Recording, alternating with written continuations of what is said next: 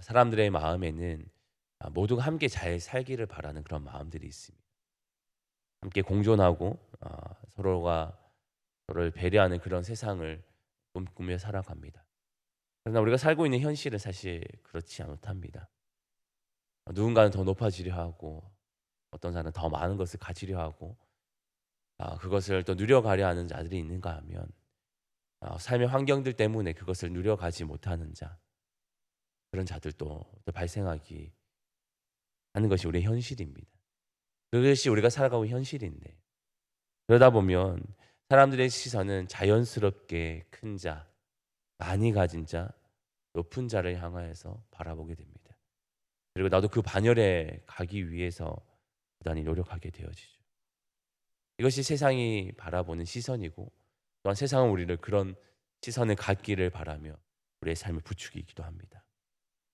우리 하나님은 어떤 분이실까요? 우리 하나님은 우리 모두의 하나님이십니다. 세상 모든 이의 하나님이시고, 또 그 이 세상의 모든 것들의 하나님이십니다. 하나님은 모든 이들에게 공평히 하나님이 되십니다. 그리고 그들의 형편과 처지에 맞게 공급하시는 그런 하나님이십니다. 하나님의 시선은 세상이 말하는 그런 가치, 높은 자, 많이 가진 자를 향한 그런 시선이 있기보다는, 성경은 끊임없이 보여주는 것은 하나님의 시선은 세상에서 가지지 못한 자, 힘이 없는 자, 가난한 자, 세상의 약자라 하는 자들을 향하여서 그 시선을 가지고 계심을 보게 되어집니다. 오늘 본문도 하나님이 어떠한 시선으로 세상을 바라보시고, 그리고 어떠한 시선으로 하나님의 백성들은 살아가야 되는지를 잘 말해주는 부분이 오늘 신명기 24장 가운데 나타나고 있습니다. 오늘 본문에는 다양한 상황들에 대해서 이야기합니다. 오늘 24절, 22절까지 있는 말씀 가운데는 여러 가지 이야기들이 있습니다. 먼저는 예언을 당한 그런 상황들에 대해서 이야기하시고, 또한 전당을 잡고 잡히는 것에 대한 이야기, 또 결혼한 자에 대한 이야기도 하고 있습니다. 또한 나병이 든 자들을 향한 이야기, 빈곤한 품꾼의 이야기와 고아와 과부의 송사에 대한 이야기도 하고 있습니다. 그리고 곡식을 벨 때에 대한 이야기 등, 그러면 여러 가지 상황들에 대해서 다양한 이야기들이 나오고 있는 것이 오늘 24장의 이야기입니다. 이런 다양한 내용들이 나오고 있는데, 그런 상황들에 대해서 이야기하고 있는데, 여기서 우리가 주목할 것이 있습니다. 바로 약한 자들, 약자들을 향한 하나님의 시선은 무엇인지를 함께 살펴볼 수 있게 되어집니다. 제일 먼저 나오는 이야기는 과부 이야기입니다. 제일 먼저 나오는 이야기는 이제 이혼하게 되는 이야기가 나타나고 있습니다. 이혼하게 되어졌을 때 이혼 증서를 주라는 이야기를 하고 있습니다. 이혼 증서를 주는 것이 무슨 의미가 있냐라고, 당연한 것이 아니냐 할 수 있겠으나, 이 당시에는 그렇게 이혼 증서를 주지 않는 경우도 있었고, 또 그렇게 여자를 쫓아내는 그런 경우들도 많이 발생하게 되어집니다. 그럴 때 나타나는 문제는 이 여성이 사회적으로 아무것도 할 수 없게 되어진다는 겁니다. 이 당시만 해도 여성이 할 수 있는 일들은 너무나도 제한적이었어요. 그런 가운데 이혼을 당했다 하면, 또 그리고 그런 이혼 증서 없이 그냥 쫓김을 당했다 하면, 이 여성은 더 이상 갈 곳도 없고 거할 곳도 없게 되어집니다. 흔히 말해서 세상에 버림받은 그런 존재가 되어질 수밖에. 그러니 여성이 할 수 있는 것은, 그가 할 수 있는 유일한 것은 하나님이 귀 여기지 않는 일, 하나님이 옳게 여기지 않는 일들로 통해서 자신의 생계를 유지할 수밖에 없습니다. 그러나 이혼 증서를 갖게 되어지면 오늘 말씀에서도 드러나듯이 그가 또 다른 이의 아내가 될 수 있는 그런 기회가 주어지게 되어집니다. 다시 말해서 그 여성이 살아갈 길이 주어지는 것이 이혼 증서라고 말하고 있습니다. 그것을 가진 자가 또 살아갈 수 있는 길을 내어주시는, 또 하나님의 그 방향을 내어주시게 되어지는데, 이로써 그들을 보호하고 또 하나님 맺어주신 이 결혼이라는 제도에 대해서도 하나님 보호하시라는 그 뜻이 드러나게 되어집니다. 여성이라는 그 약자에 대한 하나님 아버지의 마음이, 그리고 그 시선이 무엇인지를 잘 보여주는 내용입니다. 이후에도 또 그 동일한 모습이 나타나는데, 사회 약자 중에 대표할 수 있는 자는 이 가난한 자입니다.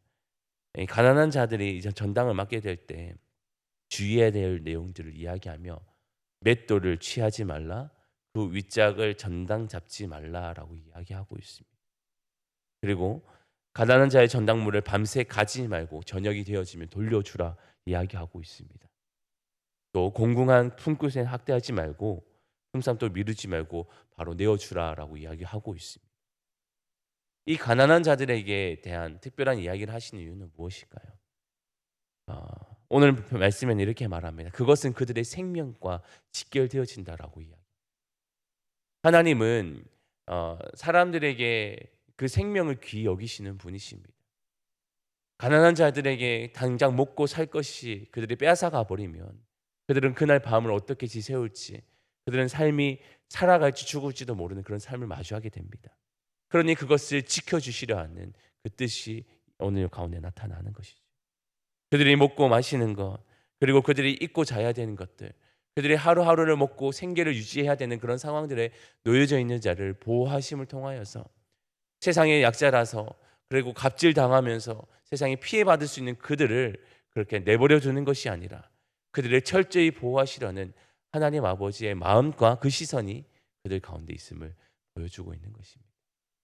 하나님은 그뿐 아니라 그 이후에도 계속 나타나는 것이 고아와 개, 과부 이들의 송사나 그들의 옷을 전당 잡지 말라는 이야기를 하고 계시고, 또한 추수할 때에도 그들을 위해서 남겨두라는 이야기를 하시면서 세상에서 근근히 살아가는 자들을 위해서도 끊임없이 먹고 살 길을 허락하시는 하나님 아버지의 마음을 계속적으로 보여주고 있습니다. 이같이 말씀하시는 이유는 단 한 가지입니다. 하나님이 그 자들도 귀하게 여기신다는 것입니다. 하나님은 그 자들을 세상에서는 봤을 때는 아무 힘도 없고 가치 없어 보이는 그 인생들을 내버려 두시고 자신의 시선 밖으로 두시는 것이 아니라, 하나님은 오히려 그들을 기억하시고 그들의 생명까지도 존귀하게 여기시는 이가 바로 하나님 아버지라는 것을 그들에게 보여주고 있는 것입니다. 그리고 또한 그들 또한, 이스라엘 백성들 또한, 하나님의 백성들 또한 하나님 아버지의 마음으로 그들을 대하고 그들을 살피고 그들에 대해서 그 손길을 내밀기를 원하시는 것, 그것이 오늘 말씀 가운데 있습니다. 우리 교회는 세상 가운데 언제나 그래 왔듯이 연약한 자들을 도왔던 것이 교회였습니다. 그래서 세상은 교회를 향해서 늘 좋은 이미지를 갖고 있었습니다. 교회는 내가 조금이라도 먹을 것을 주는 곳이라고, 내가 조금이라도 쉴 수 있는 공간을 주는 곳이라고, 내가 너무 힘들어할 때 나에게 도움의 손길을 주는 것이 이 교회라고 사람들은 인식이 있었습니다. 그러다 어느 때가 지나다 보니 교회에 대해서 너무나도 각박하다 이야기합니다.